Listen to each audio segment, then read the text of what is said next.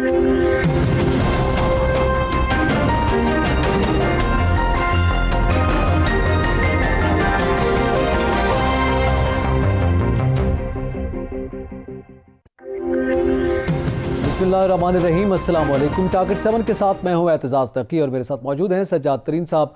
नाज़रीन, आज के प्रोग्राम में सबसे पहले जिक्र करेंगे कि मुल्क में कोरोना केसेस की तादाद में जो इजाफा हो रहा है उस हवाले से किस तशवीश का इजहार किया जा रहा है, हुकूमती इक़दामात क्या हैं और हमारे पास कैपेसिटी क्या है। इसके अलावा भी कुछ इस पर गुफ्तगू की गई है, बिलखुसूस स्टैंडिंग कमेटी में रहमान मलिक साहब ने भी बात की है, तो इसका भी जिक्र करेंगे। इसके साथ साथ हम बात करेंगे कि वज़ीर आज़म ने गुफ्तगू की है आज अपोजिशन के हवाले से, बिलखुसूस उन्होंने कमेंट किया जो इसहाक डार साहब का बरतानवी नशरियाती इदारे को इंटरव्यू दिया गया उस पर भी कमेंट किया, और जो अपोजिशन के उनके मुखालफिन हैं उनके हवाले से भी गुफ्तगू की है, उसका भी जिक्र करेंगे। और इसके साथ साथ बात करेंगे कि अपोजिशन जमातें PDM के प्लेटफॉर्म से 13 दिसंबर को लाहौर में जलसा करने जा रही हैं। उस पर आज उनकी मीटिंग हुई और उसमें उन्होंने भी प्रेस कॉन्फ्रेंस करते हुए अपने आइंदा के लाए अमल का इजहार किया और हुकूमत को भी एक मरतबा फिर तंबीह की है, तो उसका भी जिक्र करेंगे। सज्जाद तरीन साहब, सबसे पहले तो हम बात करते हैं, मुल्क में कोरोना केसेस की तादाद में मुसलसल इजाफा हो रहा है और उसमें आज स्टैंडिंग कमेटी में रहमान मलिक साहब ने शदीद तशवीश का इजहार किया। जो हमारे यहाँ वसाइल हैं उसका भी उन्होंने जिक्र किया और इलाज के लिए वैक्सीनेशन की जो इजाज़त देने का मामला था उसको भी उठाया। देखिए, मैं आपको अर्ज़ करूं कि कोरोना जो है वो नकी साहब ये नहीं देखता कि आप हुकूमत में हैं या अपोजिशन में हैं। आपने देखा होगा हुकूमती लोगों को भी हुआ है, अपोजिशन को भी, अपोजिशन के टॉप लीडर्स को हुआ है। बिलावल भुट्टो साहब अभी भी उसी में हैं। तो मैं ये समझता हूँ कि ये लोगों को अब मिलकर, पूरे हुकूमत हो या अपोजिशन हो, इनको मिलकर ये फ़ैसला करना होगा कि हम कोरोना का मुकाबला कैसे करें। तो जब तक हम मिल के इत्तफ़ाक़ राय से नहीं चलेंगे, कोरोना हमारे पर हमलावर हो गया है और हमारा जो हेल्थ का निज़ाम है वो कोई इतना अच्छा नहीं है, तो मैं ये समझता हूँ कि हमें इस वक्त पूरी कौम को मुत्तहिद होना चाहिए और कोरोना का मुकाबला करना चाहिए जी। अगर हम मुत्तहिद ना हुए और हम इसी तरह इख्तलाफात होते रहे या बड़े बड़े इज्तिमात होते रहे, जिस तरह के माजी में आप देख लें हुए, आगे चल के हम बात भी करेंगे इस पर, तो मैं ये समझता हूँ कि इससे जो मसाइल हैं वो बढ़ जाएंगे, इससे नुकसान ज़्यादा होगा। हॉस्पिटल्स की जो सूरत हाल है, वो चाहे पंजाब हो, KP हो, बलूचिस्तान हो, आज़ाद कश्मीर हो, ये सिंध हो, ये सारी सूरत हाल जो है ना, हेल्थ का हमारा निज़ाम अच्छा नहीं है। हमारा हेल्थ का निज़ाम जो है वो आम कोई छोटी मोटी वबा फैल जाए तो उसको बर्दाश्त नहीं कर सकता, ये तो बहुत बड़ी वबा है। तो मैं ये समझता हूँ कि हुकूमत को चाहिए कि ये किसी तरह कौम को मुत्तहिद करे, लेकिन जो हम आगे इशू डिस्कस करेंगे, जो आज प्राइम मिनिस्टर ने जो बातें की, उससे मुझे नहीं लगता कि ये हुकूमत जो है वो कोई संजीदा है या इस तरह की कोई सूरत हाल बन सके कि हम मिल के कोरोना का मुकाबला कर सकें। ठीक है, अब इसमें जब हम कोरोना की बात कर रहे हैं, आपने कैपेसिटी की बात की, हमारे यहाँ नहीं है, हेल्थ के निज़ाम में कोई ऐसी सलाहियत मौजूद नहीं है कि जिसकी बुनियाद पर हम ये बोझ बर्दाश्त कर सकेंगे। हम पहले भी, जब पहली लहर थी उसमें भी ये डिस्कस करते रहे, लेकिन उसके बाद ये भी बार बार बातें आती रही कि स्पेशल जो इमरजेंसी यूनिट्स थे वो बनाए गए और बेड्स की तादाद बढ़ाई गई, या इफ्तिताह भी होते रहे, वज़ीर आज़म भी इफ्तिताह करते रहे और उसमें NDMA की एक कारकर्दगी थी वो भी थी। तो ये जो लहर आनी थी ये तो पहले से एक्सपेक्टेड थी, तो क्या हमें इसके लिए तैयार नहीं रहना चाहिए था? देखें, मैं आपको अर्ज़ करूं कि हमारी बड़ी बदकिस्मती है कि हमें चीज़ों का पता होता है लेकिन हम तैयार नहीं होते। ये बड़ी बदकिस्मती की एक बात है। पिछली दफ़ा जब कोरोना आया और आपने देखा कि हमारा हेल्थ का सिस्टम बिल्कुल बैठ गया था, और लेकिन मौला ने बड़ा करम किया कि उस तरह खौफनाक नताइज नहीं आ सके जैसे माहिरीन बता रहे थे। कोई स्मार्ट लॉकडाउन हुआ, कहीं कोई और लॉकडाउन हुआ, तो उससे हम बचते रहे। लेकिन इस दफ़ा जो आ रहा है वो कोरोना ऐसे हमलावर हो गया हमारे ऊपर कि अगर हमने कोरोना का मुकाबला मुत्तहिद होकर ना किया तो बहुत ज़्यादा हमें नुकसान होगा। चलें, इस पर मज़ीद भी गुफ्तगू करते हैं। हमें ज्वाइन किया है साबिक़ वज़ीर दाखिला सेनेटर रहमान मलिक साहब ने। बहुत शुक्रिया मलिक साहब वक्त देने का। आज आपने भी गुफ्तगू की, शदीद तशवीश का इजहार किया है कोरोना के हवाले से, क्या कुछ तजवीज़ किया गया इसके इक़दामात के बारे में? अस्सलाम वालेकुम, आपको भी जो इस वक्त मेरी बात सुन रहे हैं उनको भी सलाम, आपको भी सलाम। सजाद साहब, बात यह है कि मैंने हमेशा बात जो की है नेशनल लेवल पे की है, और जो चीजें मैं समझता हूं कि इन पे हमें कुछ करने की जरूरत, वही कहता हूं। मेरे पास 3 दिन से लगातार शिकायतें आ रही थी कि इस्लामाबाद में जो लोग कोविड के पेशेंट्स हैं या जिनको कोई और बीमारी है उनको एक्सेप्ट नहीं किया जा रहा हॉस्पिटल में, क्योंकि हॉस्पिटल में बेड्स नहीं है। मैंने फिर खुद वेरीफाई किया, कुछ हॉस्पिटल केमिस्ट से बात की, उन्होंने कहा वाकई जगह हमारे पास नहीं है। तो इसका मतलब यह है कि कोविड के पेशेंट की तादाद बढ़ने से जो बेड्स थे वो कंज्यूम हो गए। अब क्योंकि हुकूमत का एक बहुत बड़ा एक दावा था कि हमने कैपेसिटी बिल्डिंग कर दी है, कोई मसला नहीं होगा, तो मैं ये तो नहीं को तनकीद तो नहीं कर रहा हूं, लेकिन लोग देखना चाहते हैं कि जो आपने काम किया था वो नवाजा नजर आना चाहिए। चलो खैर नहीं हुआ तो कम से कम आगे उनके लिए बेहतरी करें। कोविड के पेशेंट के लिए इमीडिएटली ऑक्सीजन की जरूरत होती है या वेंटिलेटर की होती है या बेसिक मेडिकल जो एड है उसकी जरूरत होती है। तो मैंने आज ये तजवीज़ किया है कि जो स्कूल्स हैं इस्लामाबाद में या पाकिस्तान के मुख्तलिफ शहरों में, उनको एक्वायर करो, कम से कम उनको वहां पे एक्स्ट्रा स्टाफ लगा के जो ऑक्सीजन की जरूरत है वो उसको पूरा करो। उनको लोगों की जानें बच सकती हैं। यकीन करें मैं 3 दिन से बहुत से दोस्तों की डेथ की जो है वो खबर सुन चुका हूँ, तकलीफ होती है, जिसको फोन करो किसी न किसी फैमिली में को मर रहा है कोविड से। तो ये एक वबा जो सेकंड वेव आई बहुत ज्यादा है। और आपको पता है तरीन साहब के आपके प्रोग्राम भी, उससे पहले मैंने हाउस में भी कहा था कि अक्टूबर नवंबर बहुत सख्त होगा, दिसंबर तक ये सेकंड वेव में 8.5% तक जा सकती है इसकी जो है तादाद हमारी ये कोविड की जो है, लेकिन नहीं सुनी। और इसके साथ एक प्रॉब्लम और आ रही है कि आने वाले वक्त में एक वेव, थर्ड वेव और आ रही है। तो क्या अभी तो सेकंड वेव को हम हैंडल नहीं कर रहे हैं, तो हमने क्या कोई प्रेपरेशन की है कि हम थर्ड वेव को कैसे हैंडल करेंगे? ऑब्वियसली वैक्सीन आ चुकी है, क्या हमने वैक्सीन एक्वायर कर ली है? एक्वायर करने के लिए फंडिंग जितनी जरूरत है वो की है कि नहीं की है? ये सारी चीजें मैंने एक्चुअली तजवीज के तौर पे प्राइम मिनिस्टर को कहा। और दूसरा, ये बिल्कुल आपकी मैं बात सुन रहा था कि हमारे यहाँ यूनिटी नहीं है, पोलराइजेशन है, पॉलिटिकल पोलराइजेशन है। और अपने इमरान खान साहब भी वो भी बैठ चुके हैं, वो भी अपनी ईगो लेके बैठे हुए हैं, नहीं करते अपोजिशन से बात।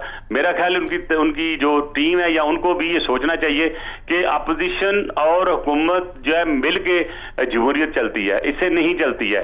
तो अगर आप एक हिस्से को ब्लॉक कर देंगे, उससे बात नहीं करेंगे, तो फिर नुकसान अल्टीमेटली इमरान खान साहब और मैं अवाम को भी वाज़ेह कर रहा हूँ, वो नुकसान जो है वो जमहूरियत को होगा और वो जमहूरियत का वो इरिवर्सिबल लॉस होगा। आई होप कि इमरान खान इनिशिएटिव लें और अपोजिशन पार्टी को इकट्ठा करें और एक कॉमन स्ट्रेटजी बनाएं कोविड को डील करने के लिए। और हमारे वो दूसरे इशू जो सिक्योरिटी के हैं, बॉर्डर्स के हैं, जो दूसरे क्राइसिस हैं, इकोनॉमी है, उन सब को लेके समझ के एक कंसेंसस के साथ, एक कलेक्टिव प्लान के साथ चलें। मलिक साहब, आपकी मौजूदगी का फायदा उठाते हुए मैं जरा आपसे ये सवाल पूछता हूँ, जो खित्ते की सिक्योरिटी की सूरत हाल है, जरा ये हमारे नाजरीन को बताएंगे कि ये क्या सूरत हाल है? देखिए, इस वक्त इंडिया जो है वो कभी आपका दोस्त नहीं हो सकता।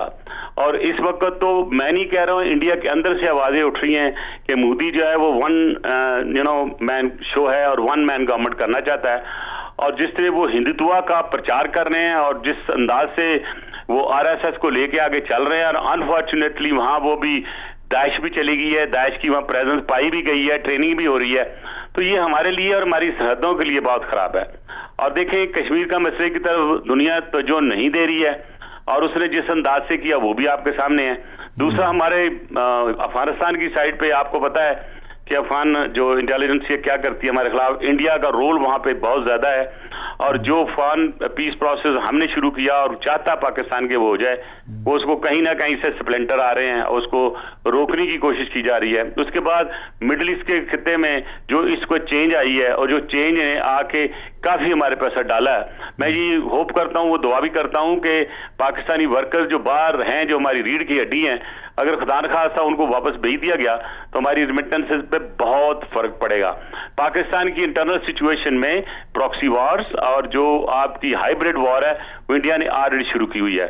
और मैं ये समझता हूं कि हम तवज्जो नहीं दे रहे। मुझे अफसोस होता है कि जब भी कभी हमारी पोलिटिकल पार्टीज की या कोई पॉलिटिशियंस की मीटिंग्स होती हैं, कोई कोविड की नहीं बात करता, कोई सिक्योरिटी की बात नहीं करता, सॉरी टू से वो एक दूसरे को जो गाली गलौज होती है वो बड़ा तरीके से डिस्कस किया जाता है, उसको बड़ा एलेबोरेट किया जाता है, तो जो कि मुल्क के लिए नहीं ठीक। मैं समझता हूँ कि हर चीज का काम करने का एक वक्त होता है।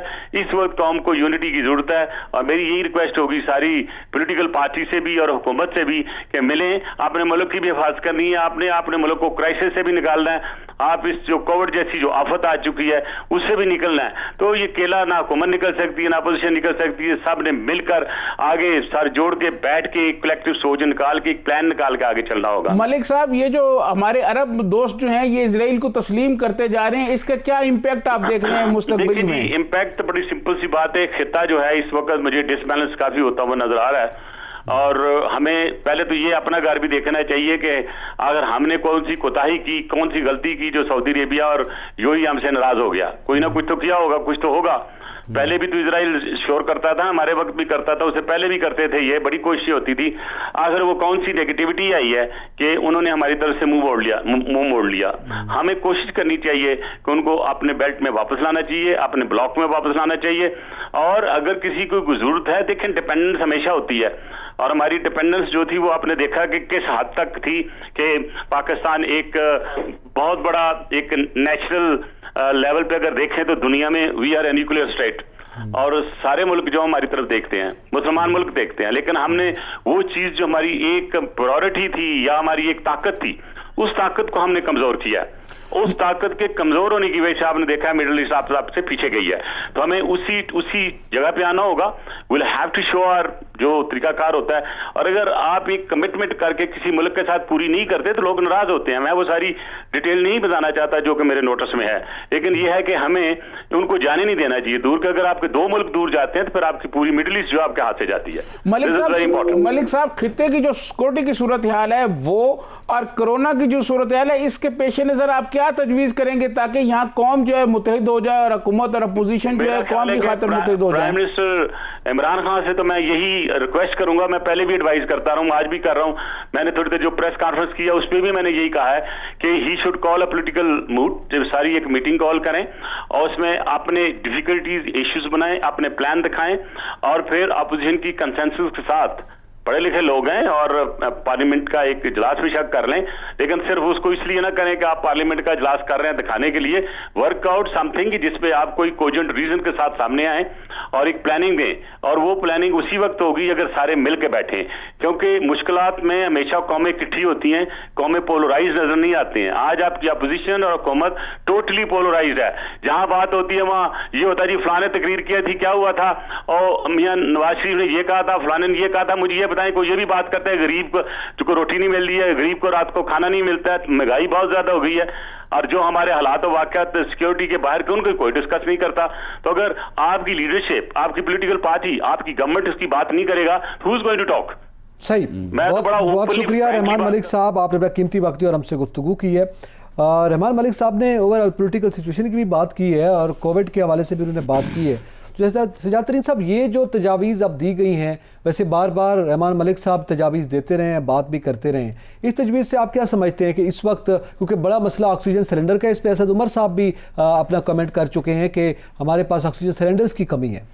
देखिए, मैं आपको अर्ज़ करूं कि रहमान मलिक साहब तो इस पर एक किताब भी लिख चुके हैं कोरोना की सारी सूरत हाल पर, और जब कोरोना शुरू में पाकिस्तान में आया, बल्कि ये दुनिया में जब चाइना में आया, तो उसके बाद रहमान मलिक साहब मुसलसल ये कहते आ रहे हैं कि कौम को बचाया जाए, कौम को बचाने के लिए इकदाम किए जाएं, SOP पर अमल दरामद कराया जाए।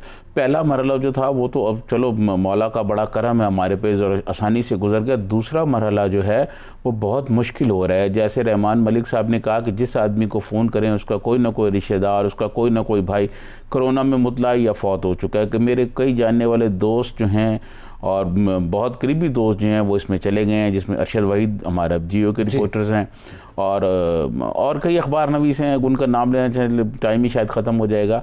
बहुत सारे इसी तरह बहुत सारे पॉलिटिशियंस हैं। कश्मीर के मतलूब इनकलाबी साहब हैं, हमारे दोस्त थे, गुलाम सादिक साहब हैं पीपल्स पार्टी वाले, उनका भी इंतकाल हो गया। ये बहुत ज़्यादा सूरत ख़राब हो गई है। जवान बेटी थी उनका हुआ, सनाउल्लाह ज़हरी साहब की। तो मैं ये समझता हूँ कि इस पर रहमान मलिक साहब बहुत पहले का कोशिश कर रहे हैं कि कौम मुत्तहिद हो जाए, लेकिन बदकिस्मती ये है कि हुकूमत की जानिब से कोई इस तरह का प्लान नहीं आ रहा। हुकूमत के पास कोई प्लान नहीं है। हुकूमत क्या कर रही है और उसके जो बयान सामने आ रहे हैं, जिसका भी इशारा दिया गया, इस पर भी बात करते हैं। एक ब्रेक के बाद हमारे साथ रहिएगा।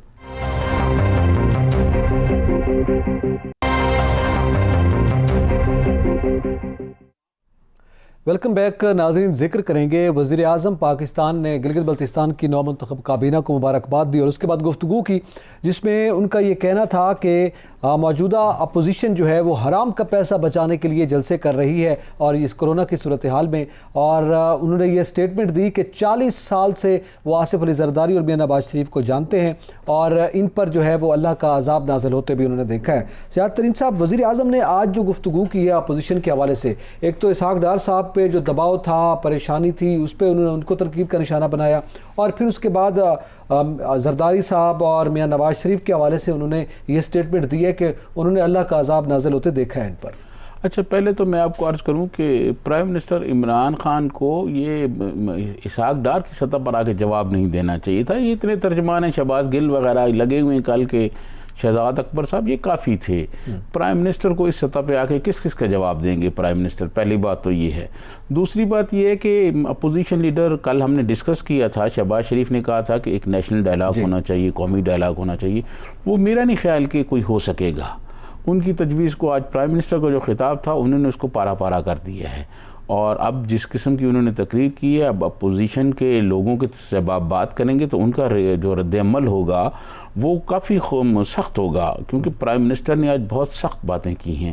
میں سمجھتا ہوں کہ پرائم منسٹر کو تو شاید نظر انداز کر دینا چاہیے تھا۔ یہ اسحاق ڈار کا جو انٹرویو اس پہ ہے نا، شہزاد اکبر صاحب ہیں، جی وہ بولے ہیں، شبلی شہباز گل صاحب ہیں، اور بہت سارے لوگ ہیں، بار بار وہ پریس کانفرنس کرتے، پھر جو فیاض الحسن چوہان صاحب ہیں ان سے کرا لیتے، محترمہ فردوس عاشق امان صاحب ہیں ان سے کرا لیتے۔ تو پرائم منسٹر کو یہ دیکھنا چاہیے کہ کس لیول پہ جواب دینا ہے، کہ کس لیول پہ نہیں دینا۔ ہر جگہ پرائم منسٹر آ کے اور اس طرح غصے کا اظہار کریں گے تو اپوزیشن تو اس سے بہت زیادہ خوشی ہوگی کہ جناب پرائم منسٹر جو ہیں وہ پریشان ہیں ان کے انٹرویو سے یا ان کے بیانوں سے۔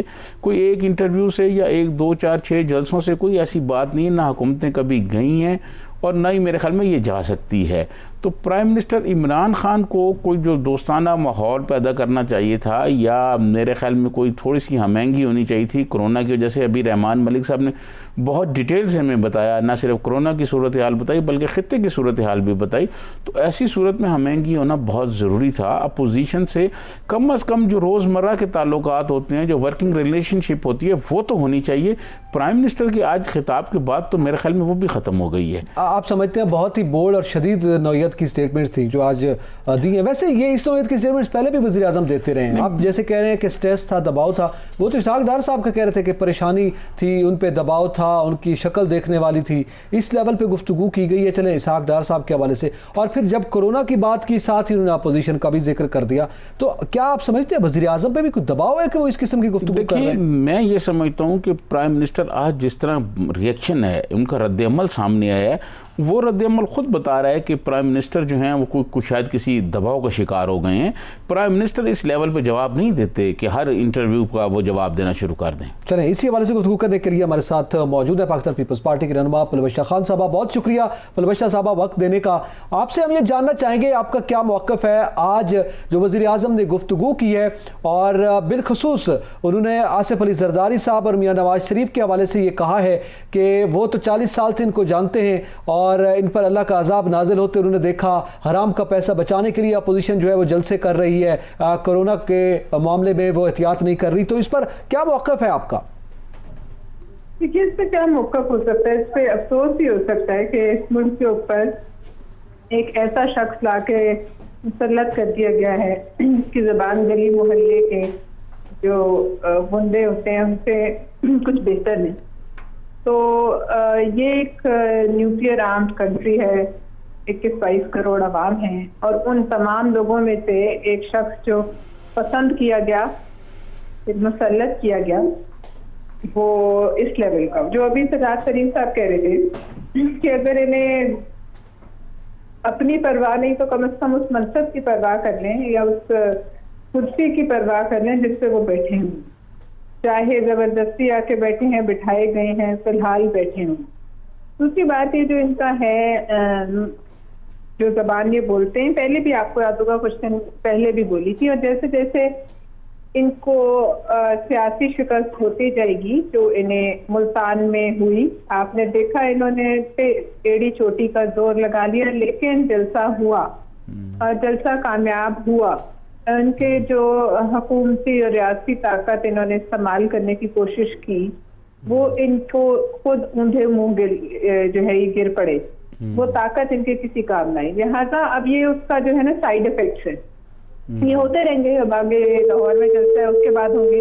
دوسری بات یہ ہے کہ حرام کی کمائی جو ہے وہ تو حلال کی ہے, حرام کی ہے تو کسی عدالت میں ثابت ہوگا تو پتہ نہیں. لیکن قلم خود لکھتے اپنی کتاب میں, خود اپنے فرمودات میں لکھے کہ میں کھیلتا رہا ہوں, جو خود اپنی کمائی کے بارے میں ایسی باتیں لکھے, جو یہ بھی لکھے کہ وہ وولٹ ہے. پلوشہ صاحبہ, ہمارا رابطہ جو ہے وہ منقطع ہو رہا ہے, بار بار ڈسٹارشن ہے. دوبارہ پروڈیوسر صاحب رابطہ کیجیے گا پلوشہ صاحبہ کی تاکہ گفتگو مکمل ہو پائے. لیکن اسی حوالے سے زیادہ صاحب جب تک دوبارہ رابطہ کیا جاتا ہے, پلوشہ صاحبہ جو بات کر رہی ہیں وہ بھی یہی بات کر رہی ہیں کہ چونکہ ملتان کے جلسے کے بعد اس نوعیت کی اور اس لیول پہ وزیر اعظم کی گفتگو جو ہے یہ بھی ایک پریشر کی وجہ سے ہے. اور آپ کے علم ہے جو لاہور کا جلسہ ہونے والا ہے اس پہ حکومت یہ اناؤنس کر چکی ہے کہ وہ کوئی روک ٹوک نہیں کریں گے. ملتان والی میرے خیال میں غلطی نہ دہرانے کی بات کی گئی. دیکھیں, میں آپ سمجھتا ہوں کہ جو پولیٹیکل حلقے ہیں اور جو پاکستان کے سیاسیات کے ماہر لوگ ہیں, جو سیاست پہ گہری نظر رکھتے ہیں, ان کا خیال یہ ہے کہ جو ملتان کا جلسہ روکنے کی کوشش کی اس پہ بہت ڈیفیٹ ہوئی ہے گورنمنٹ کو, اور عوام جو ہیں وہ بہت پریشان ہیں. غربت, بے روزگاری, مہنگائی, اور اس کی وجہ سے لوگ خود بخود ان کے جلسوں میں آ رہے ہیں. حکومت جو ہے وہ لوگوں کو ریلیف دینے میں کوئی اتنی کامیاب نظر نہیں آ رہی. تو میں سمجھتا ہوں کہ وہ جو دباؤ ہے وہ بہت زیادہ ہے. اسی دباؤ کے پیش نظر ہی اگر حکومت وہاں ان کو روکتی تو آپ یقین مانیے گا کہ وہاں تصادم کا خطرہ تھا, اور بظاہر ایسے لگ رہا تھا کہ وہاں تصادم ہو سکتا ہے. صحیح, رابطہ ہمارا بحال ہو گیا پلوشہ صاحبہ سے. جی پلوشہ صاحبہ, بات مکمل کیجیے گا. جی میں یہی کہہ رہی تھی کہ ایک تو حرام کی کمائی, کسی کی کمائی کو کہہ دینے سے وہ حرام کی نہیں تھی, اس کو کسی عدالت میں کسی فورم پہ ثابت ہونا. ابھی تک تو ایسا کچھ ثابت نہیں ہوا, لیکن معصوم وزیر اعظم صاحب نے خود اپنے ہاتھوں سے جو کتاب لکھی اس میں بقلم خود بال ٹیمپرنگ کرنے کی جو ہے وہ لکھا, پھر جوئے کا لکھا تو جوا کھیلتے رہے. تو یہ تو خود جو انہوں نے اعتراف کیے ہیں وہ تو بالکل ریاست مدینہ ہو یا چین کی ریاست ہو یا دنیا کی کوئی بھی ریاست ہو, ان سب میں تو حرام کی کمائی کہا جائے. اس کے علاوہ ان کو یہ بھی معلوم کر لینا چاہیے کہ ان کے گھر میں کون سی کمائی آ رہی ہے. ان کی جو ہمشیرہ ہیں شاید وہ واحد خاتون ہے دنیا کی جنہوں نے سلائیاں کر کے جو ہے نیو یارک میں میلے کھڑے کر دیے.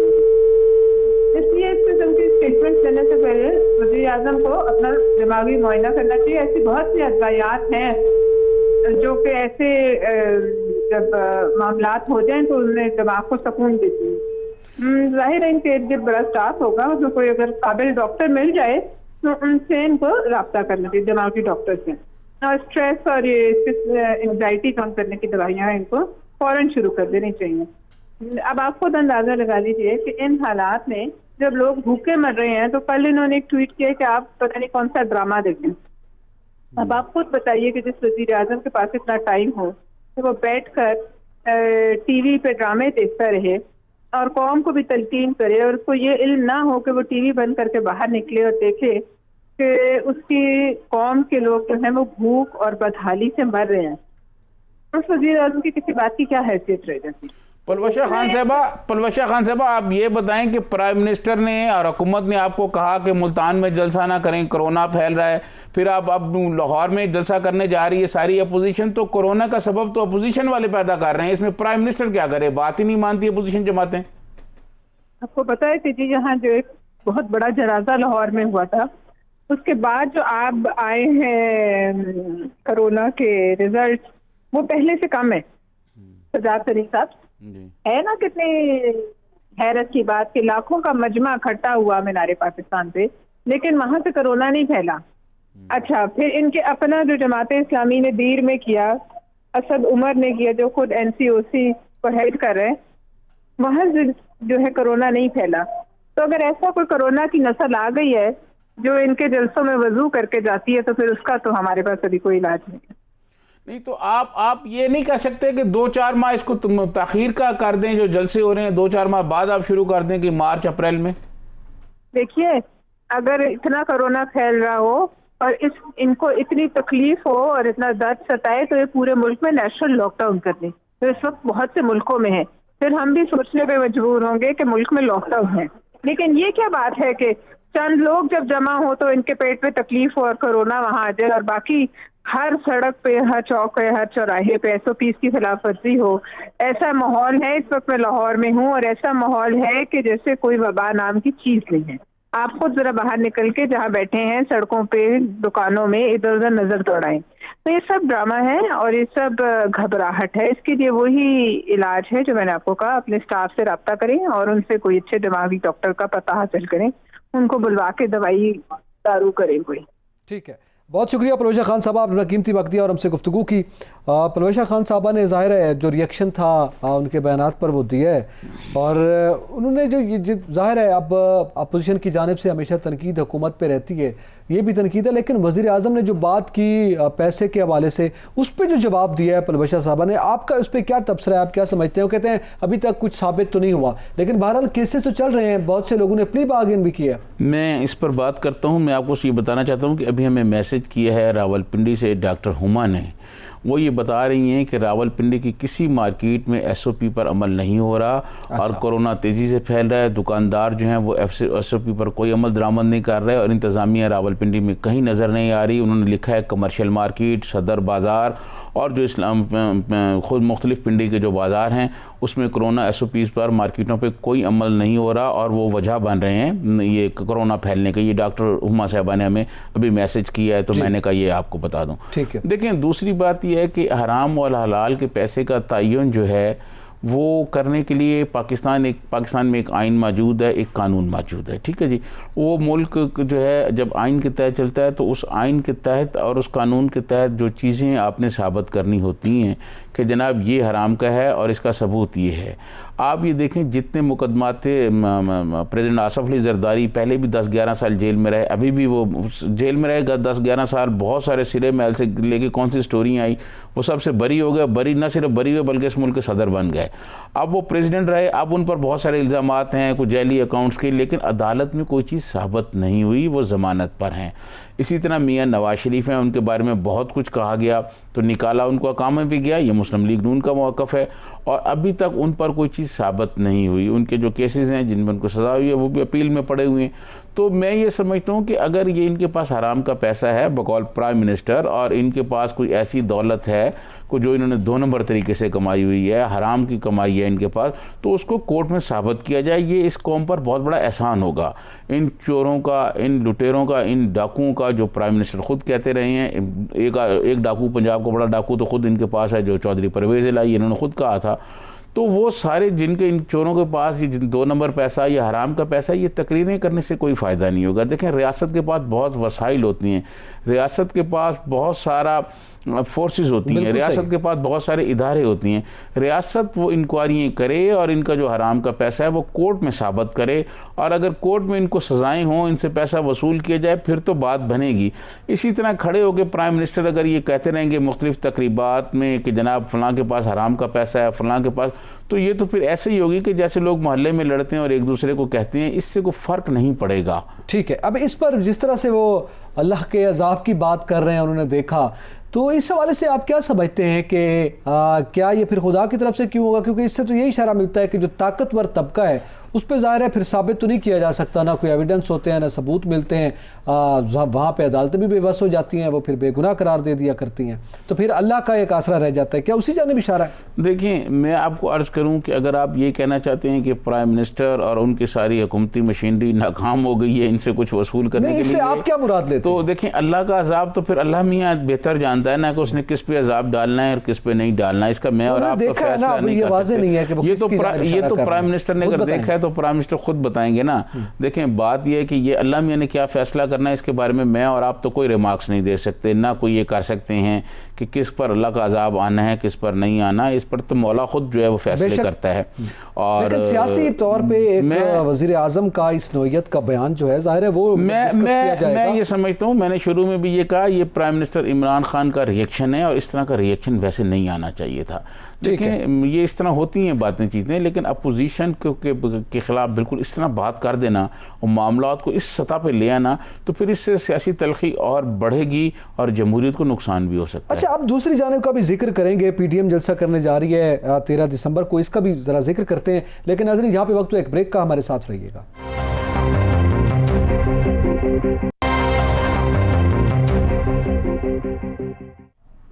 ویلکم بیک ناظرین، ذکر کریں گے کہ ایک جانب تو وزیراعظم کے ہم نے بیان کا ذکر کیا، اب جو اپوزیشن جلسہ کرنے جا رہی ہے 13 دسمبر کو، آج انہوں نے بھی پریس کانفرنس کی ہے، رانا ثناء اللہ بولے ہیں، عبدالغفور حیدری صاحب بولے ہیں، چودھری منصور صاحب نے گفتگو کی ہے۔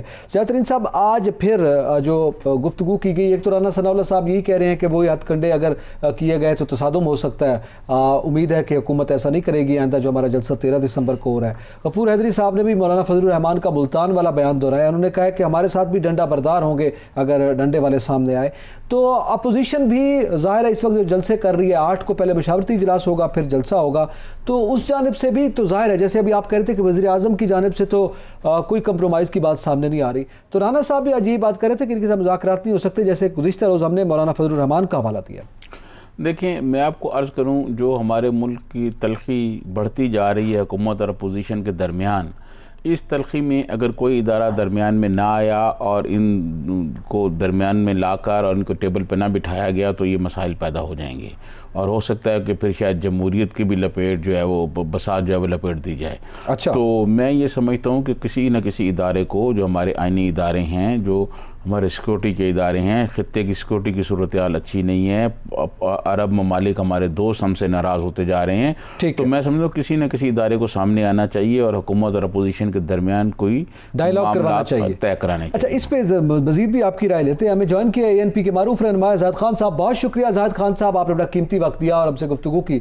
زاہد خان صاحب، پہلے تو یہ کہ ایک پی ڈی ایم کا جو آئندہ کا جلسہ ہونے والا ہے اس کے لائے عمل سے بھی ہم بات کریں گے، اور وزیر اعظم نے کچھ سٹیٹمنٹس دی ہیں، وہ یقیناً سٹیٹمنٹس آپ کے سامنے ہوگی، ابھی ہم اس پہ گفتگو بھی کر رہے ہیں کہ وزیر اعظم صاحب نے کہا کہ جناب اپوزیشن کی جماعتیں بالخصوص دو بڑی جو شخصیات ہیں، زرداری صاحب، میاں نواز شریف صاحب، ان کو بھی انہوں نے تنقید کا نشانہ بنایا کہ حرام کا پیسہ بچانے کے لیے جلسے کر رہی ہے ساری اپوزیشن، ظاہر ہے اس میں آپ بھی حصہ ہے۔ دیکھیے، ایکچوئل میں ایسا نہیں ہے۔ اگر آپ دیکھیں نقی صاحب، جو عمران خان ہے وہ بہت پریشر میں ہے، وہ ایک ملک کے اوپر، عمران خان کے شکل میں ملک کے اوپر ایک عذاب ہے۔ آپ کی معیشت تباہ ہے، مہنگائی عروج پہ ہے، بے روزگاری عروج پہ ہے، اور جو رہی سہی تھی وہ کورونا کے بن چڑھ گئے۔ تو عمران خان بالکل ایسا پاگلوں کی طرح بولتا ہے، اس کو سمجھ نہیں آتی کہ میں، کیونکہ اس کی وہ بہت پریشر میں ہے۔ اس نے جو قوم سے وعدے کی تھی، جو لوگوں کو، جن لوگوں نے، سلیکٹر نے اس کو لے کے آیا تھا، ان کو اس نے دودھ اور شہد کے نہروں کی بات کی تھی کہ جب میں وزیر اعظم ہوگا تو باہر سے دھارس کی بارش ہوگی، وہ نہ ہو سکا۔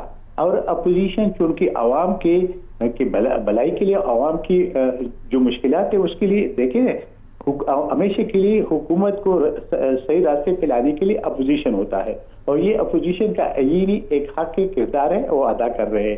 جہاں پہ وہ کہتے کہ عذاب ہے، تو عذاب تو ہم سمجھتے ہیں کہ عمران خان کی شکل میں پاکستان کے اوپر ہے اس وقت۔ اور اگر وہ کرپشن کی بات کرتے ہیں تو یہ آج جو پنجاب کا بڑا ڈاکٹر جس کو کہتے تھے، اس کے ساتھ وہ حکمرانی میں بیٹھا ہوا ہے۔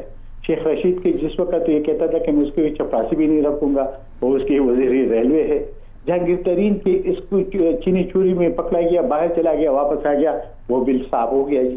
یہ بل اینڈ ٹریز، آج سپریم کورٹ، جو کل سے سپریم کورٹ نے ایک نوٹس لیا، اگر واقعی سپریم کورٹ ایکشن لے گا تو بل اینڈ ٹریز کے نام تو ہمارے صوبے میں ہے نہیں، پیسہ تباہ برباد ہو گیا، اور اس کی ذمہ دار عمران خان ہے۔ اور یہ ایک کچھ اینکر کا کہ عمران خان ایماندار ہے، تو میرے خیال میں یہ بالکل نفی کرتے اس بات کا، اس لیے کہ عمران خان نے جن کے سہارے جو اخراجات اور جو اس کے لوگ جو ارد گرد بیٹھے ہوئے، جہانگیر ترین کی شکل میں آٹا کے وہ جو دوسرے والا، یا یہ ہمارا پرویز خٹک صاحب ہوا، یہ سارے تو اس کے چور بیٹھے ہوئے، وہ جو چوروں کا سردار ہے تو پھر تو عمران خان ہے، تو پھر تو سب سے بڑی عذاب تو عمران خان کے اوپر ہے، اور اس کی شکل میں پھر قوم پہ۔ زاہد خان صاحب، حکومت اور اپوزیشن کے درمیان جو تلخی بڑھ گئی ہے، اس کو کیسے کم کیا جائے اور کیسے دونوں کو ایک ٹیبل پہ لایا جائے، اس کے لیے آپ کیا تجویز کریں گے؟ دیکھیے جب تک آئین جو پاکستان کے آئین ہے، جو پورا متفق آئین ہے، اس پہ جب تک عمل نہیں ہوگا یہ تلخی بھی کم نہیں ہوگی اور سیاسی استحکام نہیں ہوگا. اور جس ملک میں سیاسی استحکام نہیں ہوگا اس کا معیشت کیسے ٹھیک ہوگی، اس کی خارجی پالیسی کیسے ٹھیک ہوگی، اس کی اندرونی پالیسی کیسے ٹھیک ہوگی. یعنی آپ کی عدالتوں کا جو حال ہے، آپ کی میڈیا پریشر میں ہے، وہ پریشر کے بغیر چل نہیں سکتی ہے. جو بات ان کو کسی کو پسند ہو تو ٹھیک ہے، وہ تو آپ کہہ سکیں گے، جو پسند نہیں ہو آپ نہیں کہہ سکتے ہیں. اسی طرح ہمارے عدالتوں کے فیصلے بھی اسی طرح کے ہوتے ہیں. جس ملک میں انصاف نہ ملتا ہو اس ملک کا معاشرہ کیسے چلے گا، اس کو ایک مہذب ملک آپ کیسے کہہ سکتے ہیں. تو اس وجہ سے جو تلخی بڑھے گی، یہ تلخی بڑھ چکی ہے اور یہ ان لوگوں کی وجہ سے ہے جس نے آئین کو پامال کیا اور جس نے آئین کی جو پاکستان کے آئین ہے اسے روگردانی کی. اس میں جو اختیارات اور جو حدود دیے گئی، اگر اس سے کوئی بھی تجاوز یعنی آج تک تجاوز کر گئے تو اس کی وجہ سے یہ صورتحال ملک کا ہو گیا اور دن بدن وہ تجاوزات ہوتی جا رہی ہے. اگر آئین کے دائرے میں ہر ادارہ رہتے ہوئے کام کرے گا اور یہ جو ملک ہے اس کو عوام پہ چھوڑے، وہ کس کو منتخب کرے. اور ووٹ کا عزت والا پارٹ جو نواز شریف کر رہا تھا، اگر اس ملک کو پاکستانی عوام نے چلانا ہو تو ان کی رائے کا احترام کرنا ہوگا، آئین پہ عمل کرنا ہوگا. اگر آپ نہیں کرنا ہے تو پھر تو یہی عذاب ہوگا. عمران خان تو ان کے اوپر عذاب کہتے ہیں، وہ تو چلو دو شخصیات ہے، لیکن اس وقت ملک کے اوپر جو عذاب ہے اس کا ذمہ دار کون ہے؟ زاہد خان صاحب، آپ مجھے یہ بتائیں کہ حکومت کی اتنی اچھی کارکردگی ہے کہ گلگت بلتستان میں وہ الیکشن جیت گئے ہیں، آپ کیسے کہہ سکتے ہیں کہ حکومت کی کارکردگی اچھی نہیں ہے یا کوئی یہاں جو ہے کوئی مسائل پیدا ہو رہے ہیں؟ گلگت بلتستان میں تو انہوں نے حکومت بھی بنا لی ہے. دیکھیں جی، حکومت تو انہیں 25 جولائی 2018 سے بھی تو مسلط کیا گیا نا. یہ اسی کا ایک چربہ ہے گلگت بلتستان والا. وہ جو چیف الیکشن کمشنر ہے وہاں پہ، وہ کس طرح کا بول رہا ہے؟ وہ تو ایک ملازم ہے، وہ تو وہاں کے گورنر کے ساتھ بیٹھ کر جو وہ باتیں کر رہے ہیں وہ تو ایک ملازم کی حیثیت وہ رکھتا ہے. جب تک آپ کی آئین آزاد نہیں ہے، جب آپ کے ادارے آزاد نہیں ہیں، آپ وہاں پہ ایک شفاف الیکشن کے انتخابات کی کیا آپ توقع کر سکتے ہیں؟ اسی طرح ہوا جس طرح 25 جولائی کو یہاں پہ ہوا، اس سے بدتر گلگت بلتستان میں ہوا. لیکن شیخ رشید صاحب تو یہ کہہ رہے ہیں کہ آگے جو کشمیر کے آنے والے الیکشن ہیں اس میں بھی پی ٹی آئی اسی طرح جیتے گی کیونکہ کارکردگی بہت اچھی ہے اور اپوزیشن پھر اسی طرح دھاندلی کے الزامات لگائے گی. دیکھیں شیخ رشید تو 4 نمبر گیٹ کا حوالدار ہے، وہ تو جو مرضی کہتے. اب یہ بتا دیں کہ جب شیخ رشید یہ باتیں کرے گا تو پھر لوگ کیا سمجھے گا کہ کیا وہ جو 4 نمبر گیٹ کی بات کر رہے ہیں، چوکیداری جہاں کا کر رہے ہیں، تو وہاں سے یہ خبر آتی ہے تو پھر تو اپوزیشن سے ہی کہہ رہے کہ جی مداخلت ہو رہی ہے. صحیح زاہد خان صاحب، اسی پر بالکل صحیح یہ آپ نے ایک اشارہ دیا. لیکن اس کے ساتھ ساتھ جیسے ابھی آپ بات کر رہے تھے کہ آئین پر عمل درآمد نہ ہونا ایک بڑا مسئلہ ہے. اچھا، جب حکومتی نمائندوں سے بات کی جاتی ہے وہ بھی کہتے ہیں کہ آئین پر عمل درآمد انتہائی ضروری ہے. اس کو اپوزیشن نہیں مانتی کہ ہم آئینی تقاضوں کو پورا کر رہے ہیں. وہ کہتے ہیں ہمارے حق میں ہے تو بہتر ہے، ہمارے خلاف ہے تو پھر سب کچھ غلط ہے. تو اب یہ کون طے کرے گا کہ کون صحیح بات کر رہا ہے آئین پر عمل درآمد کے حوالے سے؟ دیکھیے ایک بات ہے، ایسا تو نہیں ہوتے نا کہ جی وہ کوئی بات کرتے وہ صحیح ہے یا اپوزیشن. آئین کے اندر دار اختیار ہے نا. کیا آج تک اس دار اختیار سے ادارے باہر نہیں نکلے ہیں؟ کیا ایک وزیر اعظم بیٹھ کر گھر میں بھیجنا یہ کسی کے ادارے میں ایک اختیار ہے؟ آئین اجازت دیتے ہیں. آئین تو جس طریقے سے وزیر اعظم کو گھر بھیجنا یا اسمبلی کو، وہ تو اس کے اندر پارلیمنٹ کے اندر فیصلے ہوتے ہیں، وہ نہیں ہوئے. اس کا یہ مطلب ہے کہ وہ جو آئین کا دائرہ اختیار ہے اس سے ہر ادارہ نکل چکا ہے. اور وہ اپوزیشن حکومت تو اس لیے اس وقت کہہ رہے کہ حکومت کہتے ہیں کہ ہم تو ایک پیج پہ ہے. جب ایک پیج پہ ہے تو پھر کس سے وہ شکوہ کریں گے؟ کون اس کا رکاوٹیں ڈالیں گے؟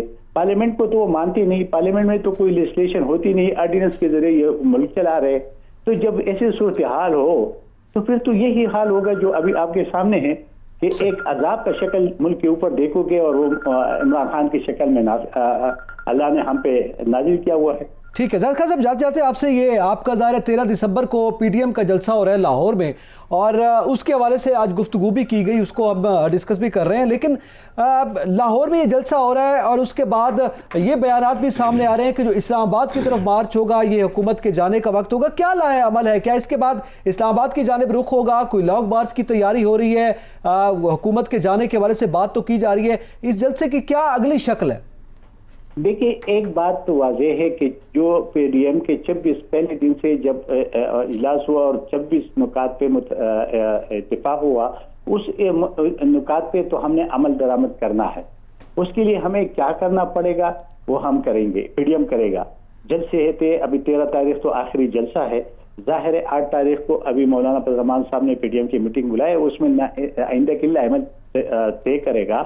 لیکن ایک بات واضح ہے کہ جس مقصد کے لیے پی ڈی ایم نکلی ہے، عوام کو ریلیف دینے کے لیے، عوام کی مشکلات کو ختم کرنے کے لیے اور آئین پہ عمل درآمد کرنے کے لیے، وہ تو آخر حد تک اس کے لیے جائے گا. جو بھی رکاوٹیں راستے میں آئیں گے اس کو عبور کرے گا، اور جو بھی اس کے لیے رائے عمل طے کرنی ہوگی وہ کریں گے. لیکن اس منزل کے 26 نکات کے منزل تک پہنچیں گے انشاءاللہ. اور یہ امید ہے کہ پاکستانی قوم میں اب اس نے بہت ماشاءاللہ بھی دیکھیے، ڈکٹیٹر بھی دیکھیے، یہ بھی ایک سیول ڈکٹیٹر ہے، اس کے ساتھ بھی دیکھا جائے گا، دیکھ لیں گے، سب کچھ ہو جائے گا. ایسے کچھ کوئی مسئلہ نہیں ہوتا، کوئی مسئلہ نہیں ہوگا. بہت شکریہ زاہد خان صاحب، آپ نے قیمتی وقت اور ہم سے گفتگو کی.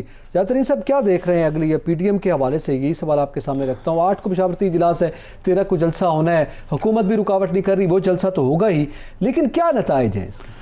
دیکھیں میں آپ کو عرض کروں کہ اس میں جو تصادم کی صورتحال ہے وہ اس وقت پیدا ہوگی جب اپوزیشن کی جانب سے، پی ڈی ایم کی جانب سے لانگ مارچ کا اعلان کیا جائے گا، پھر گرفتاریاں بھی ہوں گی، پھر تشدد بھی ہوگا، پھر لوگوں کو روک بھی جائے گا.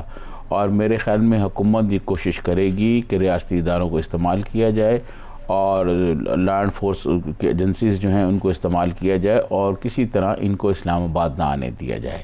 اس وقت میرے خیال میں ایک تصادم کا ماحول بنے گا اور اس وقت گرفتاریاں بھی ہوں گی، اور شاید ان گرفتاریوں کے لیے ہوم ورک بھی ہو رہا ہوگا، کیونکہ آئی جی پنجاب جو ہیں بہت ذہین آدمی ہیں انعام غنی صاحب، اور وہ چیزوں کو بہت اچھی طرح جانتے ہیں اور اس پر یقیناً کام ہو رہا ہوگا. پھر ان کے پاس راجہ بشارت صاحب ہیں کاف لیگ والے، وہ پہلے بھی کئی دھرنے اور چیزیں دیکھ چکے ہیں، تو وہ بھی یقیناً اس پہ مصروف ہوں گے. حکومت اس پر کام تو کر رہی ہے، ہم آئندہ کسی پروگرام میں میرے پاس بہت ساری انفارمیشن ہے، اس کو ہم ڈسکس کریں گے. ٹھیک ہے، تو یہ اس طرف ہم حکومت جو ہے وہ تصادم کی طرف صورتحال جائے گی. تصادم کی طرف آپ سمجھتے ہیں صورتحال جائے گی. اب ظاہر ہے دیکھنا ہوگا کہ آنے والے دنوں میں اپوزیشن اور حکومت کے درمیان جو اس وقت یہ جنگ ہے اس کے کیا نتائج سامنے آتے ہیں. اعتزاز نقیر اور سجاد ترین کو اجازت دیجیے، اللہ حافظ.